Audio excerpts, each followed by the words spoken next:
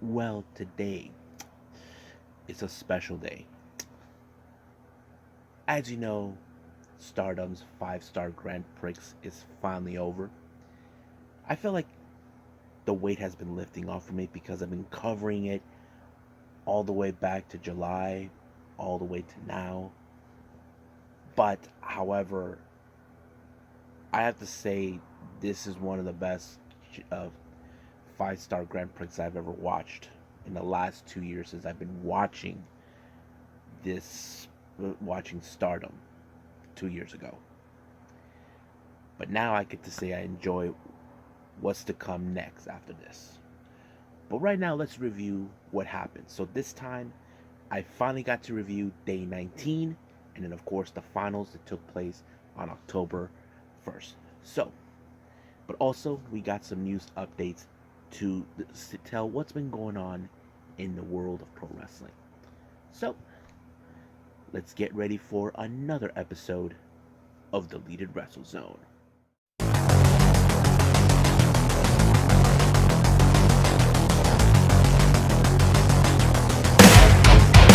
Are you ready? Get up, get up! Get up, get up! Get up, get up! Get up, get up! Get up, get up! Get up, get up!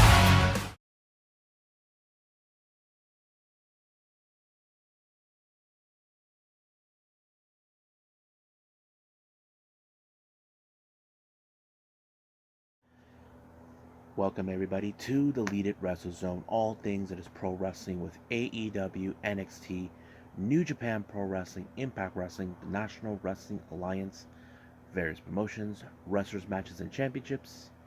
I am your host, J-Rod here. So, let's begin with day 19 of the 5-star Grand Prix by Stardom. This took place on the 24th of September. Now, this is before the day before uh, Showcase number 2, and was more like the last before we get to the finals.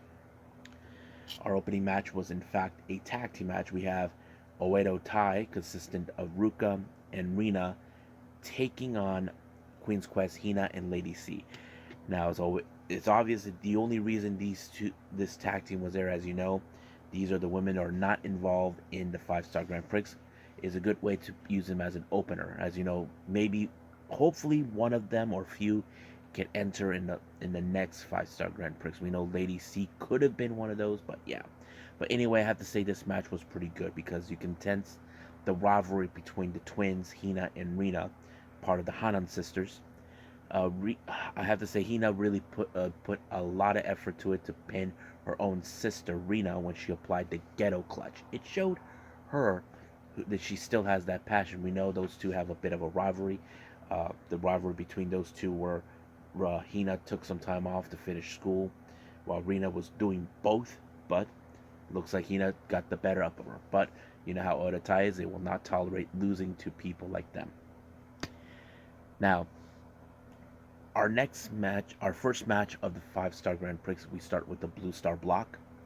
We have Mina Shirakawa versus Hanan. Now these two ladies know each other pretty well because they actually came from the same unit, Stars. But ironically, this was one of those matches where Hanan, in the other hand, hasn't still won a win. However, I did not anticipate Hanan, who is one of the only ones that hasn't picked up the win. So she applied her finisher 17 on Tamina to pick up a good win. So this was her first win. However, I did mention in the showcase number 2 where in fact she beat Saya Ida, which was, of course, she picked up an amazing win with 4 points on that. So I will try to keep that up on that. So I have to say Hanan really did a lot, hold it together after just staying in winless, but now she picked up 2 wins on that. So, next match we have the Red Star block. We have Momo Kogo versus Micah. Now, you know Micah is one of the few women who couldn't make it to the finals, but she has to contend against Momo. Momo only had one victory, and that was against Saki Kashima. But I did not anticipate how Momo was able to overcome a much stronger, much experienced wrestler like Micah when she applied her Karana on her. And I'm sure Micah was livid. She couldn't believe that she lost to someone who is not that much of experience as her, but it worked. And I think this was a big surprise. So this ended up with her giving her 4 points with 2 wins. Now back to the Blue Stars. We have Starlight Kid versus Saya Idas. A few people, as you know, they know each other pretty well. As you remember, Starlight Kid was a member of Stars until she was snatched by Natsuko Tora. Then, of course, embraced the dark side, and it's been proving in. But Starlight Kid has been proving that she wants to make it to the finals to surpass her former best friend, and I'm talking about Mayu Iwatani. But first, she has to get through Saida to get to there, and that's exactly what she did when she applied the Black Tiger Driver onto her to pick up the win. Now, our next match, remaining with the Blue Stars, we have, of course, Zuzu Suzuki taking on Ami Sourei. I thought this match was also good because, as you know, Ami Sourei is a very strong and powerful person. But Zuzu Suzuki, she is that good. She is an amazing wrestler, even when she's not doing death matches, and that's what I like about her. But she able to pick up every time she picks up a win. She applies her infamous German suplex and never fails her every single time, and I think that's what makes her great. Now back to the Red Stars. We have Unagi Sayaka versus Himeka. Now we know Unagi hasn't had a good track record in this particular tournament the entire 2 months. Basically, it was insane. She only picked up one victory, and I don't remember who she picked it up to, but that was about it. But she ended up in the wrong side of the running powerbomb by Himeka, who we know Himeka is one of those potential women that could actually make it to the finals. Now back to the Blue Stars blocks. We have Momo Watanabe taking on Mayu Iwatani, two ladies who are no strangers to each other. They used to be in the same group. If you remember history all too well, it was Momo who betrayed Mayu Iwatani to side with Io Shirai to form what it is now Queen's Quest, and that kind of fits in. But you know for a fact that Momo was going to cheat her way through by applying, of course, that little wrench thing. However, this is no longer about trying to win the matches, try to gain points, but it's about winning her matches. This was one of those moments where, okay, will Mayu make it to the finals or not? But looks like it did not help. So thanks to that, Momo applied the Peach Thunder onto her and picked up a good win. So that's how it ended. Now back to the Red Stars, we have Utami Hayashida taking on Tam Nakano. Now before the match even began, during the entrance of Tam Nakano, now have you guys ever noticed Utami Hayashida likes to annoy Tam Nakano with her cuteness that she does? If you guys don't know what I'm referring to, this is what I'm talking about. Yeah, Tam Nakano is the only one who can do it, but ever since Utami Hayashida, somehow she's been doing it. And then she was singing the entrance song, annoying her. And there was clips on short clips in YouTube where, of course, Natsuko's like, "What?" Like she can't believe that she's doing it, and she was just annoying Tam with this. Tam was like, looking back, like, "What the hell are you doing?"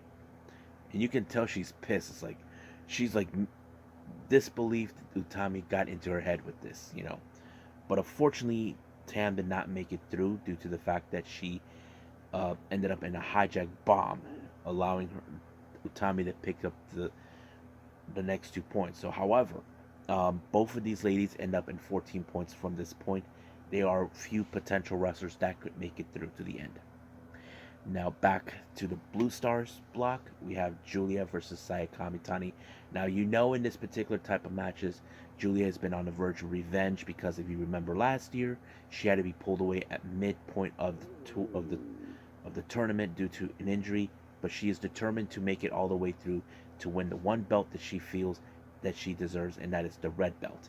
But first she has to go through the current white belt champion, a title she already held before, and of course one of the most exciting wrestlers ever, Saya Kamitani. But of course, you know how Saya Kamitani will not give up. But unfortunately, she ended up in one of Julia's submissions. But apparently, she kind of passed out, like she gaps out of air. this is like one of those moments like, oh my god, she almost could have killed her, but Julia did made it through. However, we will see, but her last opponent that she has to face is her old friend who used to be like a sister to her, that is Suzuki. Now, our main event was a championship match, and this is the high speed title. This was nominated, was set up by Azumi, who is the current high speed champion. She nominated Fukigen Death and Azuki. Now, if you guys know perfectly well, Fukigen Death is a high speedster. So was Azuki long time ago, long before she uh, was, with stars, and before she made her un unshocking decision to retire, and that was the thing. But I have to say it was a pretty good match. It wasn't like nothing compared like the one we saw with Mei Suruga and Azumi. I mean, it was a good match, but not great as that one. But Azumi applied the Azumi Sushi onto Fukigen Death to retain the title, and I think this makes it her eighth defense so far. So I don't know how far she's going to take it all the way. There are some potential wrestlers that could challenge her for the belt. I mean, we have Starlight Kid. We even have Natsupoi, Koguma, Momo Watanabe, no Momo Kogo. I don't know who else will be challenging, but it was a pretty good event. So I think that's pretty much it with day 19. So let's move on to the finals on September. No, my bad. October 1st.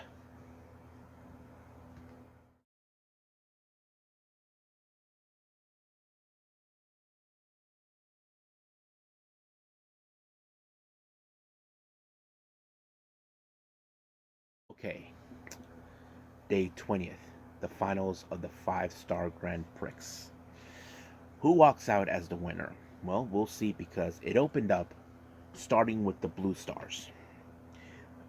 Opening match, we have Mirai versus Saya Ida. Now, this was a very interesting match because, we know Mirai, she's an amazing technical wrestler. We have seen she applied many submission moves, and I think that's what makes her great.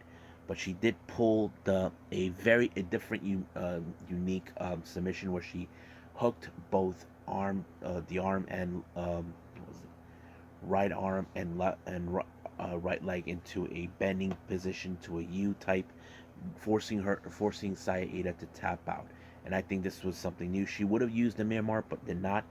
But however, it did ended with um, Mirai finishing up the tournament with 15 points. As for Saida, ended with 4. Now our next match, this was a very interesting one. We have, of course, Mina Shirakawa versus uh, Natsupoi.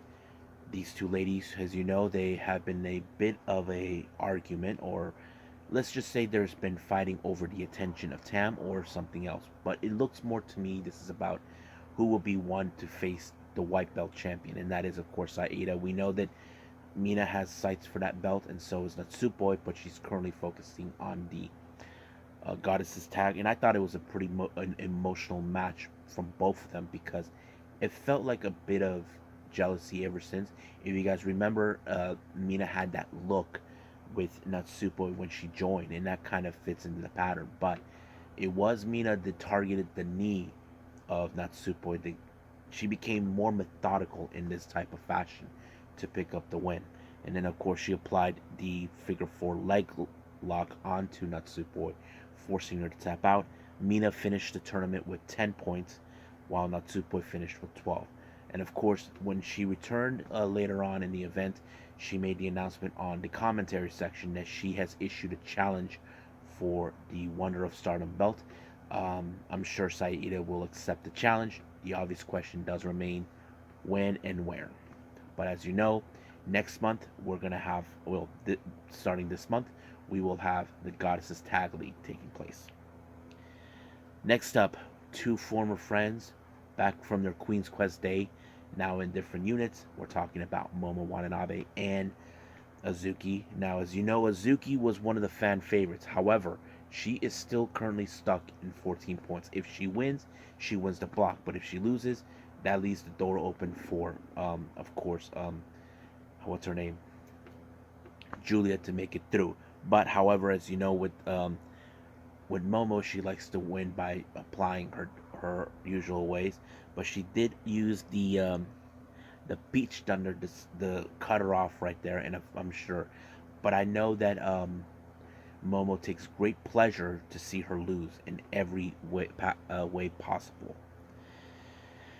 Next up, we have, of course, our current white belt champion, Asaya Kamitani, taking on Ami Sodi. Now, this is a very interesting matchup because the fact is, I can tell by the look of Ami Sodi she wants to destroy Saya Kamitani outside the ring. But however, this match did not go exactly according to plan, so they ended up in double countout. Basically, Kamitani ended with her tournament with 14 points, while Ami Sodi 11. Our next match, two former friends, and now they're fighting each other. We're talking about Starlight Kid and Maya Iwatani. As you know, these two were more than just friends. They were like sisters until that elimination match that took place last year. So now is the time where Starlight Kid has to prove that she can surpass Mayu. She always talked about she wants to surpass to show how much she has changed. I know ever since she was with Star, she's been frustrated knowing that she couldn't pick up wins.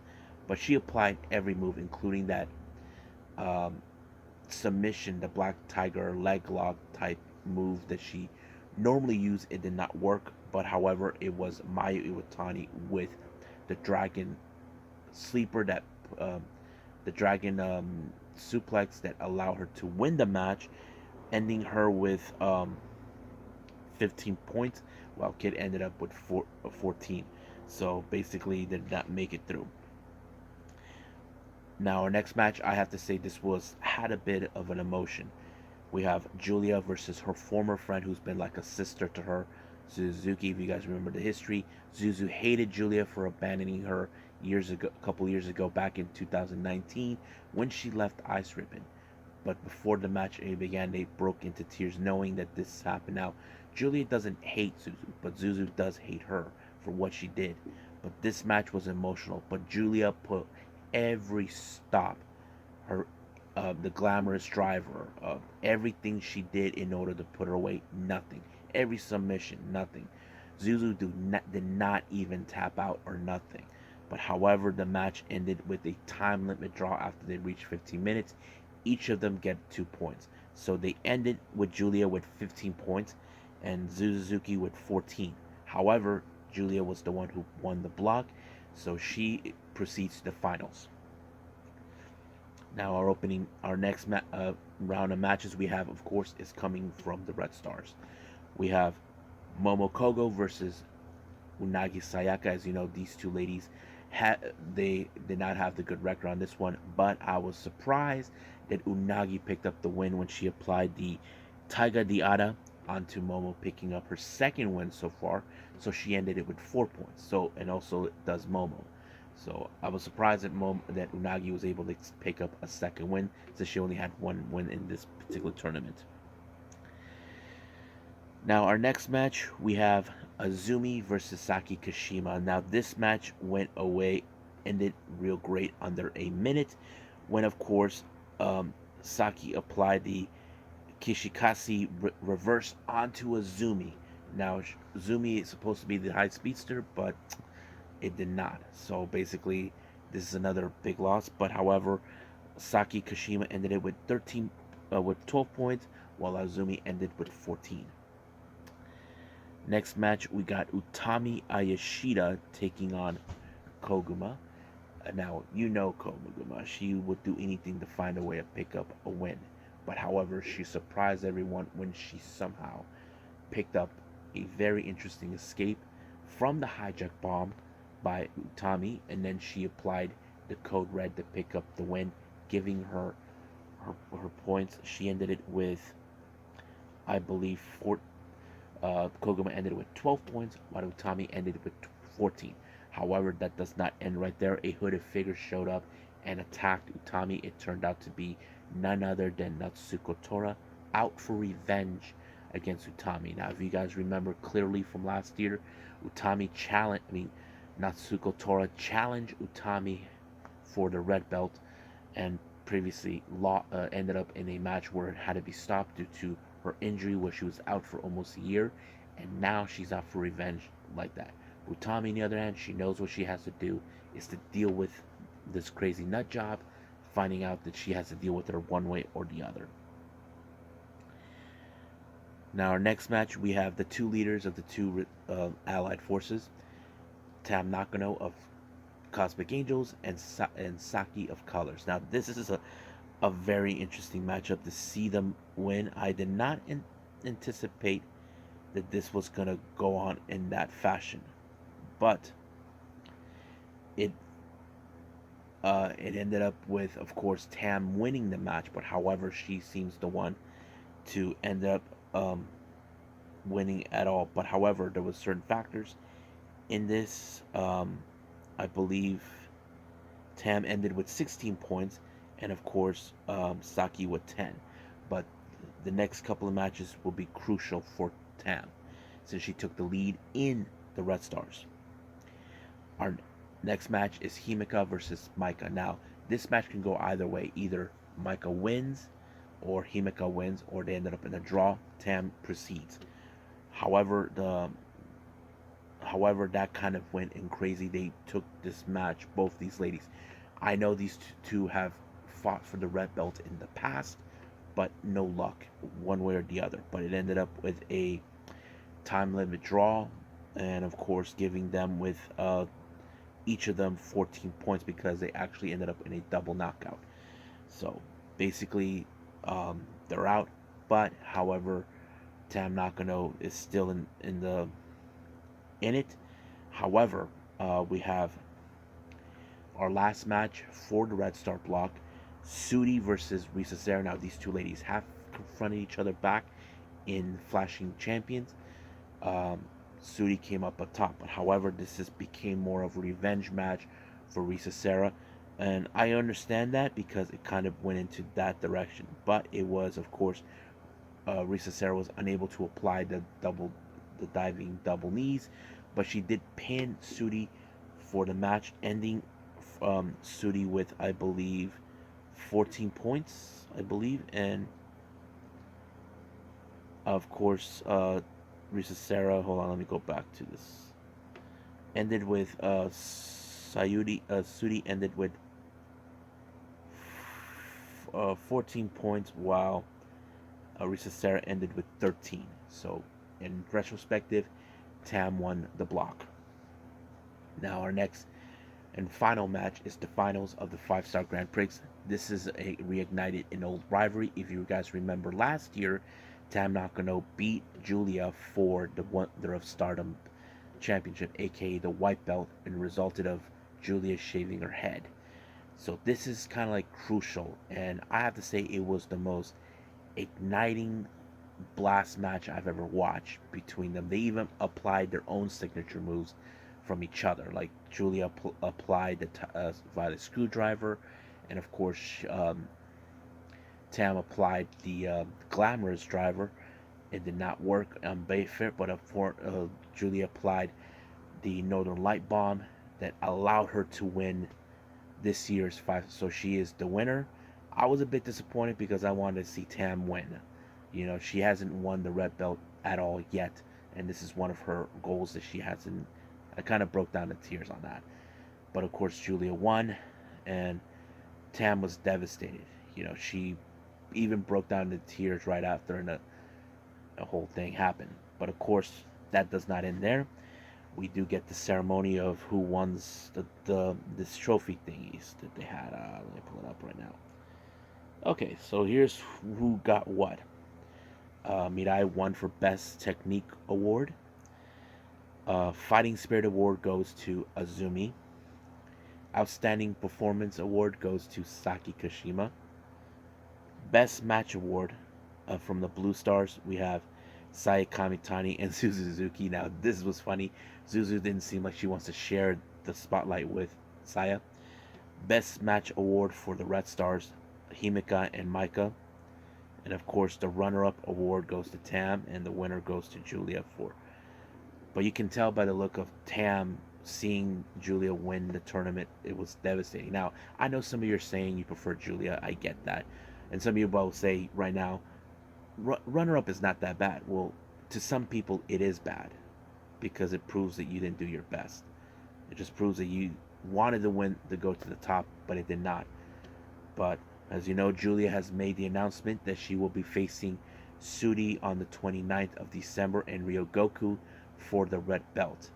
So right now she will be waiting, as you know, because at the point starting this month on October, we will have the start of the Goddesses Tag League matches taking place. There's supposed to be a press conference later on.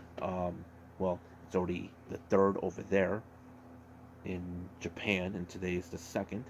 So I'll be following up on that more.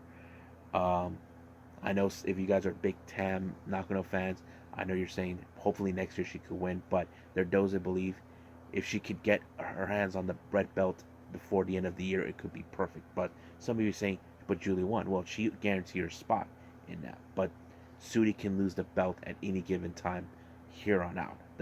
It's always been that case on certain occasions. So we'll see what happens from then on. But right now we will focus on the Goddesses Tag League taking place soon, and we'll see who's going to participate. We do know that, of course, the current champions, Tam Nakano and Otsupoi, will be participating. And what else? Okay, we already know that Nana Takahashi and you will be participating. I feel that they are the much bigger threat in the tournament, but we'll see what happens then. So let's just call it a day.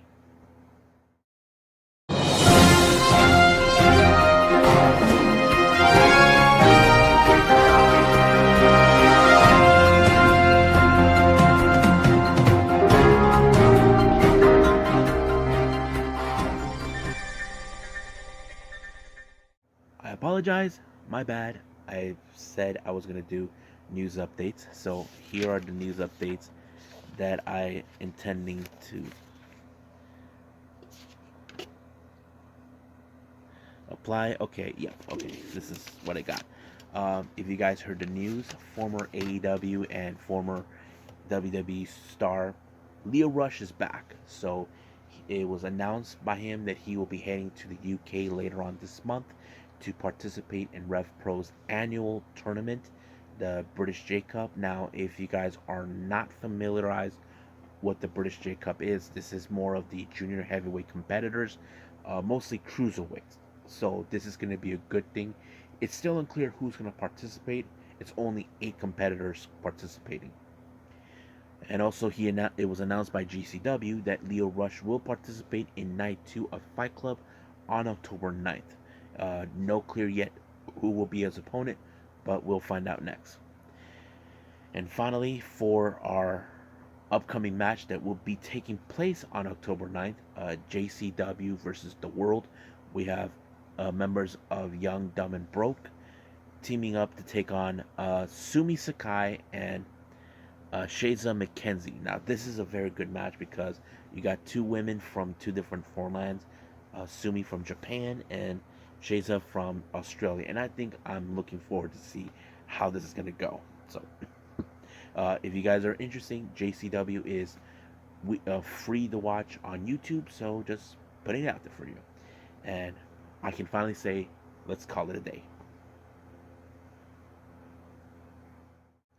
Well, I hope everybody enjoys this episode. If you guys loved the reviews that I did with the 5-star Grand Prix with Stardom, I will cover the Goddesses Tag League as well once it goes on.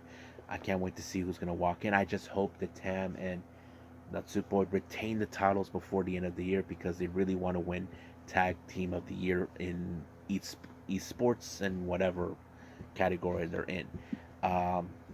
I'm still waiting for the setup streaming to watch GOD.